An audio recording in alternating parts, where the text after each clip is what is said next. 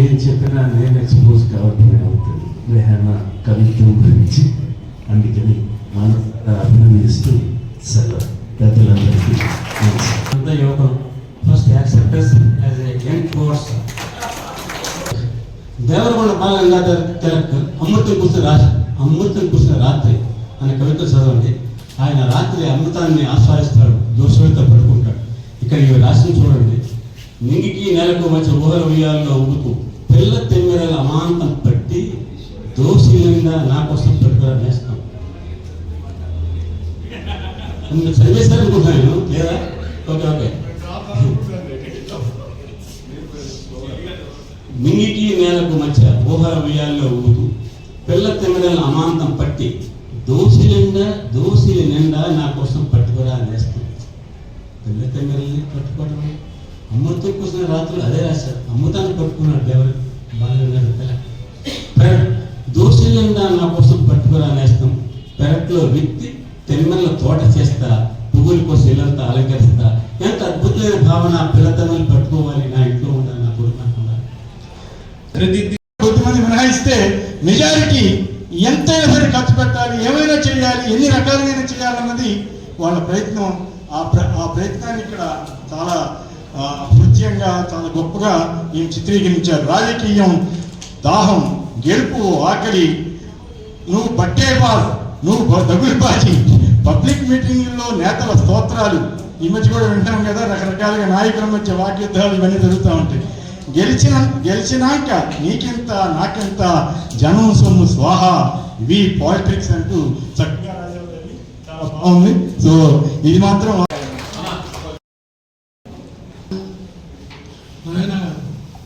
మీరు ప్రభుత్వం యొక్క కార్యంలో ఉంటారు.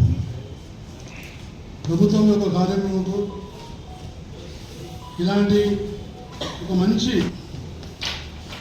కవిత్వం అనేటువంటి పుస్తకాలు రాయడం అనేది చాలా అరుదైన విషయం. అలాగే నాకు సంతోషమైనది ఏంటంటే ఆమె ఒక మహిళనే కాదు, ముస్లిం మహిళ. నేను సాధారణంగా ముస్లిం, హిందూ అని అన్నాను, కానీ ఎందుకు చెప్తున్నా అంటే ఆమె భావాలు చాలా లోతైన భావాలు ఉన్నాయని నేను ఆమెను ఇక్కడ తెలియజేస్తాను. చాలా మంది భావాలు ఉన్నాయి, భావాలు పైకి వెళ్ళిపోతాయి. కానీ ఈ పుస్తకం అంతా చదివాను నేను. మీరు పంపించినప్పుడు ముందు నేను అనుమానపోయినాను, ఈమె ఎవరు, నాను ఇనాగరేషన్ రమ్మంటుంది. అయితే మా విజయనగరం జనార్దన్ గారు వారు ఫోన్ చేసి చెప్పారు నాకు,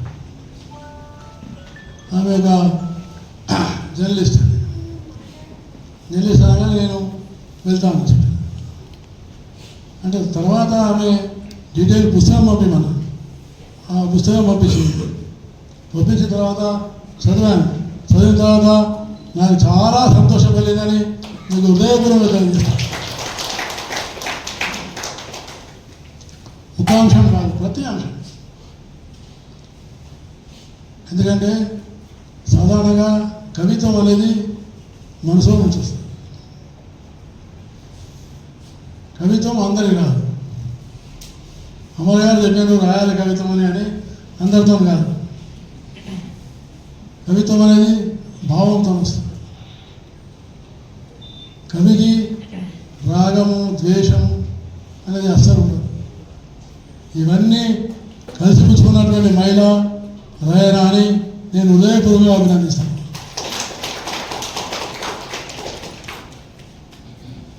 ఆమె చెప్పినట్టుగా సాహసం, ధైర్యం, ఉద్యమం, సాహసం, ధైర్యం, బుద్ధి, శక్తి, పరాక్రమం, ఈ ఆరు గుణాలు ఎవరైతే ఉంటాయో వాళ్ళకే భగవంతుడు సహాయం చేశాడు. షడైతే ఎత్ర వర్ధంతే తత్తదేవో సహాయక. కాబట్టి 6 గుణాలు ఆమె ఉన్నాయి. సాధారణంగా చాలా విశ్వాసం ఉంటుంది. అంటే ఆమె చెప్పిందంతా కూడా నదీ వాక్యం అంటే విశ్వాసంతో సత్యాన్ని చెప్తున్నా తప్ప వేరే నేను చెప్పట్లేదని చెప్పినటువంటి పుస్తకము నదీ వాక్యం అని నేను మీకు సభాముఖంగా తెలియజేస్తాను. What she selling is truth. సత్యాన్ని చెప్పాను. ఆ రకంగా ప్రకృతి గురించి, పర్యావరణం గురించి, ఆడవాళ్ళ గురించి, అనేకమైనటువంటి విషయాల గురించి ఆమె రాసినటువంటి పుస్తకం. అందులో శ్రీనివాసరెడ్డి గారు మనం చెప్పినట్టుగానే ఆర్టీఐ కమిషన్ నుండి ఇంకా ఆమె మంచి ఉన్నతమైన పదవులకు పోవాలని నేను మనసారా ఆమెను అభినందిస్తాను. చివరిగా నేను కోరుకున్నది ఒకటే, ఆమె ఇచ్చినటువంటి ఈ పుస్తకము ప్రతి సామాజికమైన కార్యకర్త తప్పకుండా చదివి అందులో ఉన్న భావాన్ని తీసుకొని ముందుకెళ్ళాలని నేను కోరుతూ, ప్రత్యేకంగా రాజకీయ నాయకులు కూడా నేటి తరం ఆమె చెప్పినటువంటి దాన్ని తప్పకుండా అధ్యయనం చేయాలని నేను మనసారా కోరుకుంటూ సెలవు తీసుకుంటాను. గౌరవనీయులు పెద్దలు శ్రీ బండారు దత్తాత్రేయ గారికి మనస్పూర్వకంగా నమస్కారాలు సార్. అదేవిధంగా వేదికను అలంకరించిన ఇతర పెద్దలు శ్రీనివాసరెడ్డి గారు, Telangana media academy chairperson Srinivasa Reddy గారు, అదేవిధంగా పెద్దలు దేవులపల్లి అమర్ గారు, కొమ్మినేని శ్రీనివాస్ గారు, వల్లీశ్వర్ గారు, కవి యాకూబ్ గారు, నెమాని భాస్కర్ గారు అందరూ కూడా ఇలా నా సభకు రావాలి, నా పుస్తకాన్ని ఆవిష్కరించాలని విజ్ఞప్తి చేసినప్పుడు ఎవ్వరు కూడా నాకు వీలవ్వదు, లేకపోతే నేను బిజీగా ఉన్నాను, చూస్తాను, చెప్తాను, ఒక్క మాట చెప్పకుండా ఖచ్చితంగా వస్తామమ్మా అని నాకు సపోర్ట్ చేశారు. ఇవాళ మీ సమయాన్ని కేటాయించి అందరూ వచ్చినందుకు మీ అందరికీ నా మనస్పూర్వకంగా నమస్కారాలు సార్. ధన్యవాదాలు.